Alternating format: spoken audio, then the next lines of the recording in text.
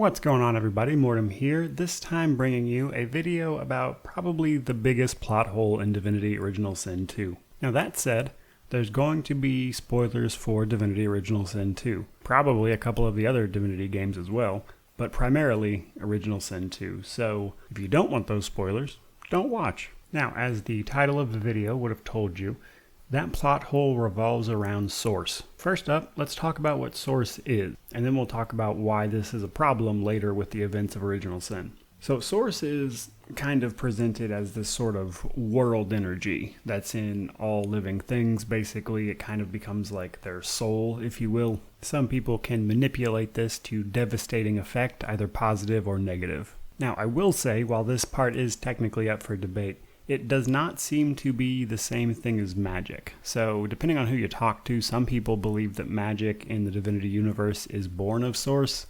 However, in my opinion, it seems to be a separate thing entirely. And while Source can certainly be used to augment and manipulate magic further, it by itself does not seem to be the same thing as magic. And thus, Source being present or not doesn't change the fact that someone should still be able to use magic. Now again, that part is technically my opinion. It is up for debate. There is no clear answer one way or the other on that. Now let's start talking about the details of Original Sin 2 and thus the spoilers. So throughout Original Sin 2, we are told that sorcerers draw the Voidwoken every time they use Source. That's why they have to be purged of Source. At least that's why we're told originally, and it is technically part of the reason as well. However, later on we find out that there's more to it than that. Actually, sorcerers are being purged because Lucian, who faked his own death, is actually trying to gather up all of the Source he can to restore it to the Veil of Source, which is what the 7 gods use to become gods, and the act of draining the gods of their Source themselves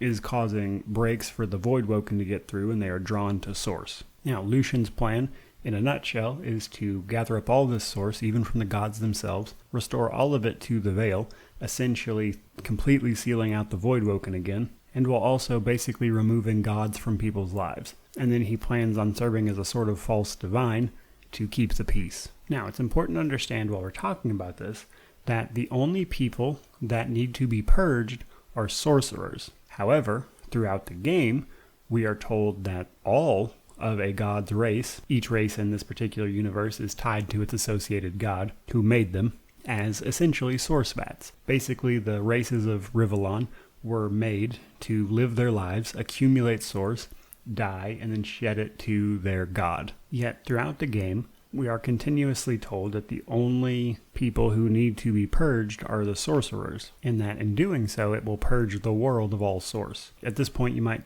be seeing where I'm going with this. Even if they seal the veil and replace all that source that was taken when the gods ascended, the races of the gods were designed to carry source, and being purged for a sorcerer means becoming a silent monk, which is essentially to say robbed of all their emotions, kind of lights on but nobody's home. And yet, for some reason, being purged of source doesn't seem to do anything to normal people. Now, there's a few things you could argue here, but again, none of these are actually explained in-game at all. Now, I suppose you could say that perhaps the act of being able to channel source and then being cut off from it is what creates a silent monk, whereas if you purge someone who can't use it to begin with, maybe it just doesn't affect them the same way, and thus they don't become a silent monk. However, that's not how it's presented in-game at the very least. And then, furthermore, you could potentially also say that perhaps the amount of source that people are collecting throughout their lives is so infinitesimal that its only use is in great quantities to the gods that it was being, given to. But once you go down that rabbit hole, you have to then start asking yourself, if the gods are gone and thus not taking that source anymore, even if they've purged the world of source, then in theory, while they're living their lives, people would still be making source. And you would assume sorcerers just wouldn't go away. So it kind of becomes this vicious cycle, if you think about it too much, of like, how is the world possibly purged of all source when the race's entire existence is to collect it as they kind of, live their lives? And by collect it, I mean seemingly make it. Like most plot holes, there is nothing here that honestly just more writing would not fix. It's probably, in my opinion, the most glaring of all of the plot holes in Original Sin 2, and honestly, Divinity lore just in general has a ton of plot holes. But this is probably the biggest one in my opinion, because even if we just take it at face value,